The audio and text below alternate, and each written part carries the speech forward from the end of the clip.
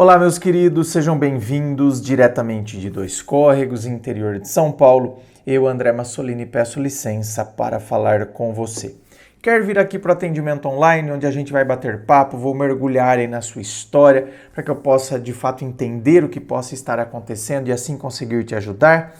É só você acessar o meu site, www.andremassolini.com.br. Lá você vai ver todas as opções de atendimento, os valores, tudo certinho. Vamos então à pergunta dela que diz assim: André, boa noite.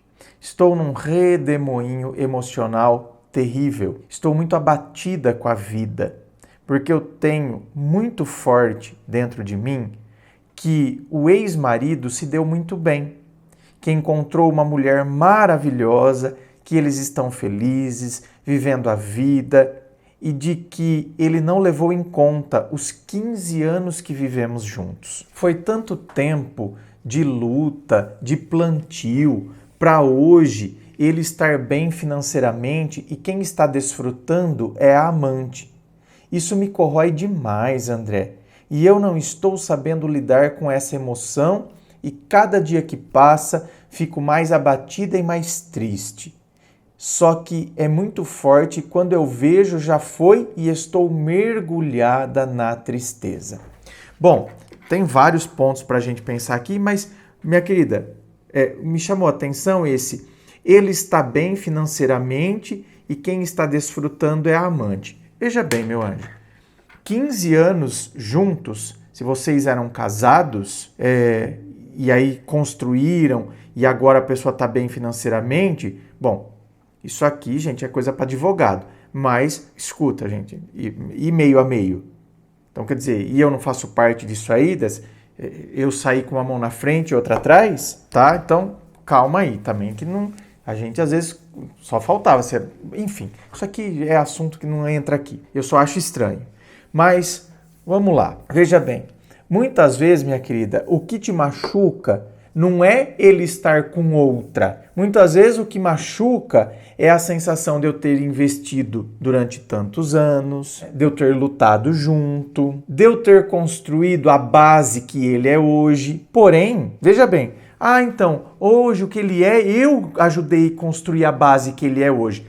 E ele ajudou você a construir a base que você é hoje. Então, relacionamento é troca. Muitas vezes também o que dói em você é você ter, por exemplo, segurado as fases difíceis, que a gente sabe que por vezes eu estava ali, eu segurei fases difíceis, mas em 15 anos, provavelmente, ele também segurou algumas fases difíceis. O que me dói por vezes é eu ter me desgastado no casamento, para querer fazer dar certo. E agora ele está feliz e eu sofrendo.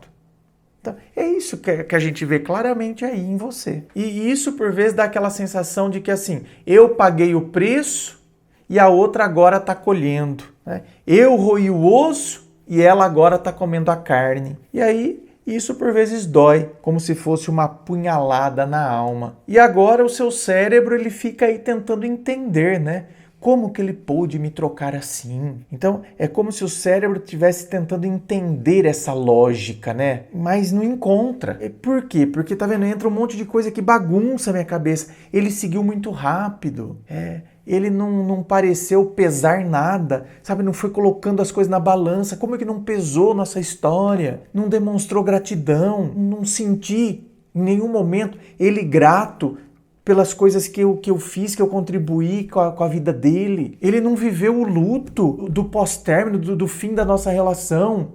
Pelo contrário, além de não viver o luto, já estava lá, já estourando champanhe com a outra. Ele nem sequer olhou para trás. E você está vendo como aí vem essa sensação de amargor, de injustiça? Porque eu não paro de olhar para trás, porque você está olhando para trás, né?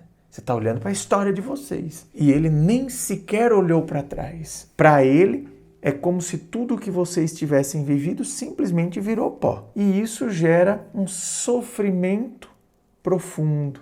E isso traz um luto profundo. E isso, a gente tem que entender que esse luto, essa dor prolongada, tudo isso é normal, gente. Sabe por quê? Porque é como se você tivesse perdido um pedaço da sua vida. Porque são 15 anos.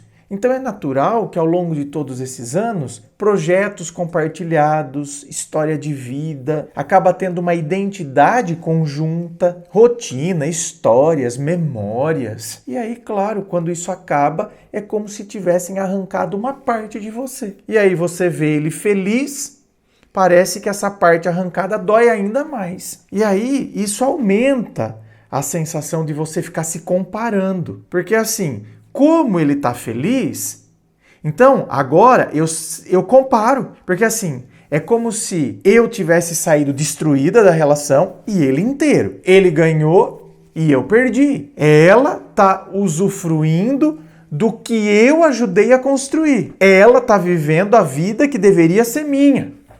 Ele me descartou e seguiu leve. E eu fiquei com a conta emocional. Só que, olha, minha querida, veja bem, agora eu vou ficar ruminando isso. Aí que a gente tem que começar a usar a razão. Isso muda o quê? Eu ficar ruminando. Veja bem, ok, é natural eu estar sentindo. Por isso que eu fui elencando tudo isso. Porque, ok, olhando a história, é natural eu estar sentindo essas coisas. Mas é ok, sabe, eu não vou negar, tá vendo? Olha, eu entendo por que eu tô sentindo isso. Mas agora eu tenho que usar a razão e falar, tá, e eu tô sentindo tudo isso, e isso vai mudar o quê? Isso contribui alguma coisa comigo? Então é a hora que racionalmente eu entendo por que eu tô sentindo isso, mas não faz sentido eu continuar com isso. Então eu não estou negando o que eu estou sentindo. Eu entendo que eu sinto isso e é legítimo o meu sentimento. Mas eu não posso mais continuar com isso. É igual tristeza. Muitas vezes é legítima a nossa tristeza. De repente, pô, meu cachorrinho morreu. É legítima a minha tristeza. É natural, é normal estar triste. Agora, eu não posso continuar triste a vida inteira. Entende? Então, ninguém está aqui para invalidar a sua tristeza. Ela é legítima, mas eu não posso continuar ruminando isso por todo sempre. Então é a hora que eu começo a racionalizar. Tá, e o que eu estou fazendo comigo ruminando tudo isso?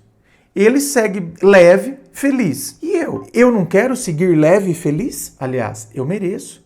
E eu preciso. Eu preciso e eu mereço. E aí, minha querida, tem uma outra coisa. Ah, ele é feliz, ela é uma mulher maravilhosa. Bom, isso por vezes a gente fala olhando rede social, né? Como que você sabe que ela é uma mulher maravilhosa e eles estão maravilhosos, eles estão muito felizes juntos?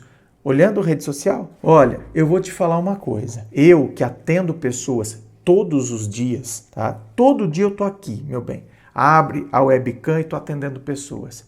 Eu posso afirmar para você, é uma coisa que eu posso afirmar assim, é mais claro que o sol. É a coisa que eu tenho mais certeza na vida. Não acredite em tudo que está na rede social. É lógico que, pelo amor de Deus, né, gente? Então, por exemplo, tudo que está lá é mentira? Claro que não, pelo amor de Deus.